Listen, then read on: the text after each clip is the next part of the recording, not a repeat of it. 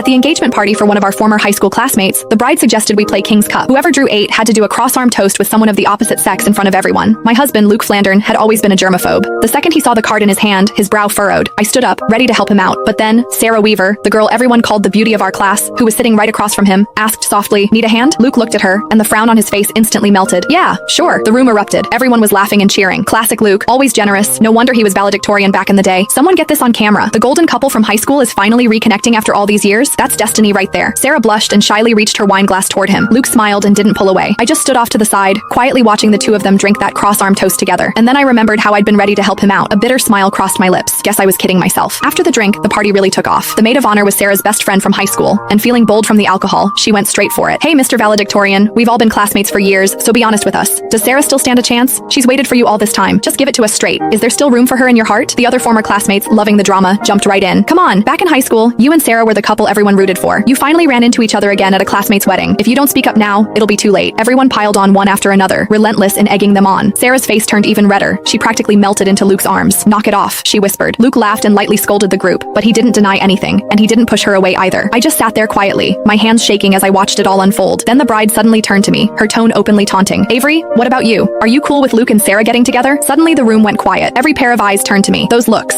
curious, mocking, hungry for a show, yanked me straight back 10 years, to the day Sarah confessed to Luke. I remembered it like it was yesterday. It was a sunny afternoon during gym class. In front of everyone, Sarah laid her heart out to Luke. At the time, Luke was already my boyfriend. Too embarrassed to turn her down directly, he shot me a helpless look. Acting on instinct, I stepped in front of him. "Sarah, Luke doesn't like you. Please stop putting him on the spot." Sarah froze. Her eyes went red, and tears immediately started streaming down her face. Luke's expression shifted too. Without a second thought, he shoved me aside and ran after her. The people around us immediately started whispering, "Avery's out of line, don't you think? What does who Luke likes have to do with her? She's such a busybody. For real, who does she think she is? Just because she sits next to Luke, she acts like she owns him. So gross." I stood there helplessly, trying to explain that I wasn't just his desk mate. I was Luke's girlfriend. But just then, Luke came back to grab some tissues. He heard what I said and stopped in his tracks. "She's joking." He said it to the classmates around us, defining our childhood sweetheart relationship of a year and 8 months with a single sentence. For that entire gym class, I endured the strange looks from everyone around me until I wished the floor would open up and swallow me. That night, I hid in my room and cried by myself when Luke knocked on my door. He apologized, saying he hadn't meant it that day. He just didn't want everyone gossiping about us, so he hadn't admitted we were together. He also said I shouldn't have been so harsh with Sarah. She had cried for a long time afterward, and he couldn't stand seeing her like that. In the end, he gave me a braided bracelet and made me a promise that once we graduated, he would officially tell everyone we were a couple. 10 years later, that braided bracelet was still wrapped around my wrist. I snapped back to the present. The bride was still defending her best friend. "Sarah, don't try to stop me. Back in high school, Avery was always causing problems. If she hadn't gotten in the way, you and Luke would have been together ages ago. You never would have had to wait this long. Avery ruined your happiness. Today, I'm getting to the bottom of this. Avery, answer me. Do you support Luke and Sarah being together or not?" The bride glared at me aggressively as